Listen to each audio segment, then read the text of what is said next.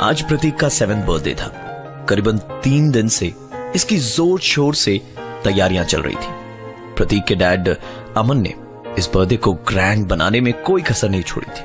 दोपहर से ही घर पर गेस्ट्स का आना जाना शुरू हो गया और देर रात करीबन 9 बजे शुरू हुई केक काटने की ceremony. Happy birthday to you, happy birthday to you, happy birthday dear Pratik, happy birthday to you।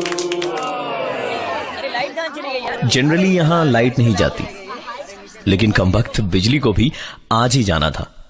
यह कहकर अमन घर की बालकनी की तरफ गया। बालकनी से देखा तो अगल बगल चारों तरफ लाइट थी और एकमात्र उन्हीं का घर था जहां रोशनी नहीं थी।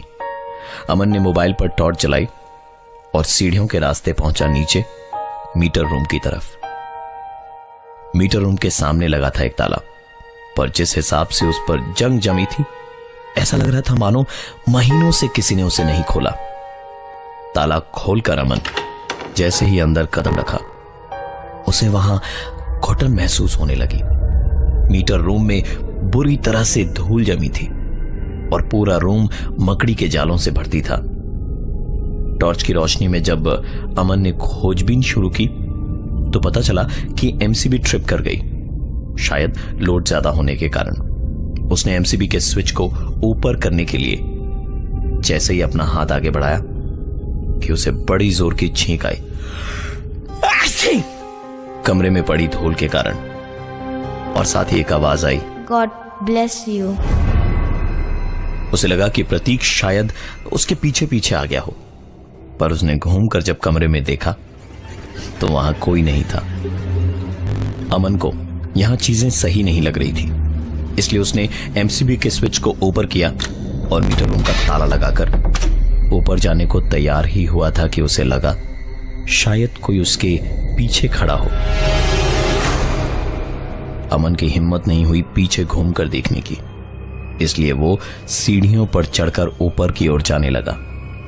अमन महसूस कर पा रहा था कि कोई उसके पीछे पीछे सीढ़ियों पर चढ़ रहा है, इसलिए उसके बढ़ते कदम एकाएक रुक गए और जैसे ही वो रुका, कोई उसके ठीक बगल से दौड़ता हुआ ऊपर चला गया, जिसे अमन देख भी ना सका।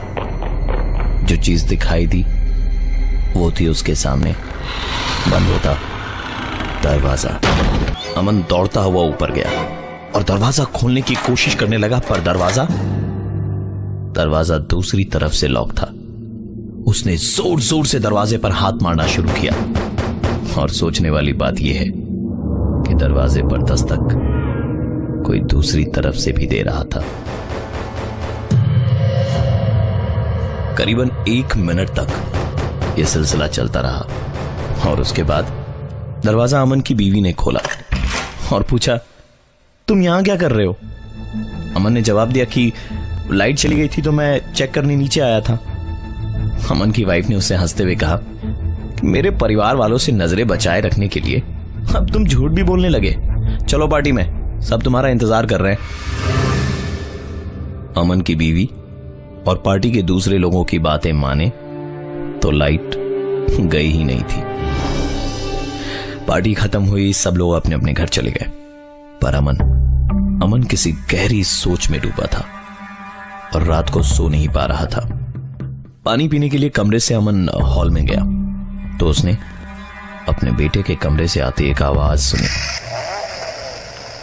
उसने कमरे में जाकर लाइट जलाई तो देखा प्रतीक बड़े आराम से सो रहा था, पर तभी एक गाड़ी आई और उसके पैरों से टकराई। अमन ने उस गाड़ी को उठाया और अपने बेटे के कमरे का दरवाजा बंद कर उस गाड़ी को हॉल में डाइनिंग टेबल पर रखा और फ्रिज खोलकर पानी पी ही रहा था कि पीछे से आवाज आई, आइस पाइस। पलट कर देखा तो पूरे डाइनिंग हॉल में कोई नहीं था। अमन की हालत खराब हो चुकी थी। वो अपने कमरे में गया और सोने की कोशिश करने लगा। तभी उसने एक आवाज सुनी। ये उसके घर की छत पर किसी के दौड़ने की आवाज थी, पर आंख खोलते के साथ ही वो आवाज बंद हो गई यह सिलसिला काफी देर तक चलता रहा। आंख लगती तो आवाज आती और आंख खुलती तो आवाज बंद हो जाती। अमन से रहा नहीं गया। वो हिम्मत कर छत पर चला गया।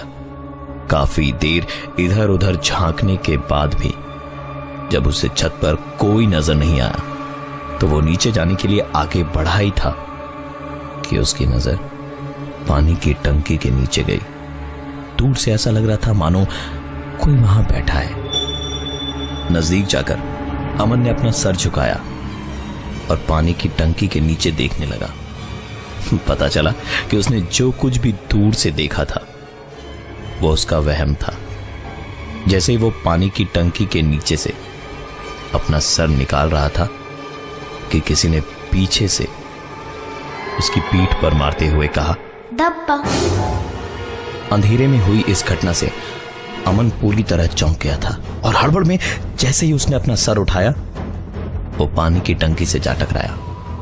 अमन के सर पर बड़ी तेज चोट लगी थी। अमन ने तुरंत अपना होश संभाला और सीढ़ी की तरफ भागा। छत का दरवाजा बंद कर वो नीचे जा रहा था और उसे लग रहा था जैसे ठीक पिछली बार की तरह कोई उसके पीछे पीछे आ रहा है।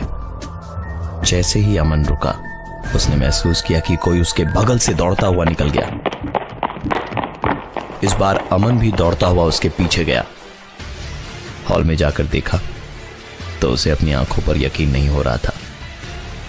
उसके बेटे प्रतीक के कमरे का दरवाजा अपने आप खोला और बंद हो गया।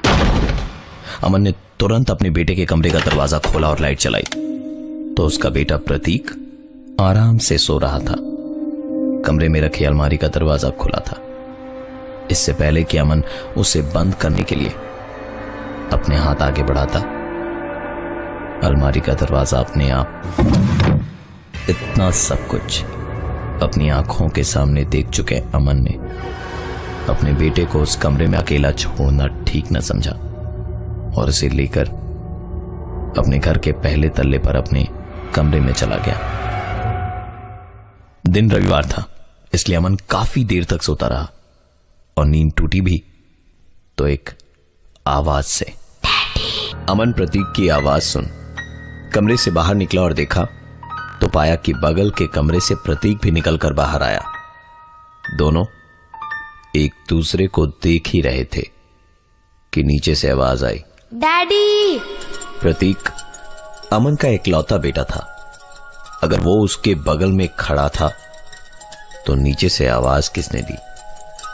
नीचे जाने पर अगल बगल देख ही रहे थे कि प्रतीक ने कहा, डैडी, अगर मैं पतंग लूटने जाऊं तो आप मुझे पीछे से धक्का तो नहीं दोगे ना?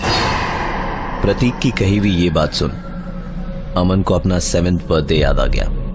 उसने अपने बेटे से हाथ जोड़कर बोलना शुरू किया, प्रतीक, मुझसे बहुत बड़ी गलती हो गई थी बचपन में। प्रतीक, मेरी बचपन की उस गलती के लिए मेरे बेटे को सजा मत दो। प्रतीक, प्रतीक, मुझे माफ कर दो। प्रतीक, मैं तुम्हें नहीं मारना चाहता था। प्रतीक, मैंने मेरे बेटे का नाम भी तुम्हारे नाम पे ही रखा है। प्रतीक, प्रतीक, मुझे माफ कर दो। प्रतीक, तुम्हें जो करना है वो मेरे साथ कर लो लेकिन मेरे बेटे को छोड़ दो। प्रतीक, मेरे बेटे को छोड़ दो, उसे कुछ मत करो। वो नादान है, उसने कुछ भी नहीं किया है। प्रतीक। दरअसल बचपन में अमन के एक दोस्त का नाम भी प्रतीक था। दोनों पतंग लूटने के लिए छत की ओर दौड़ रहे थे।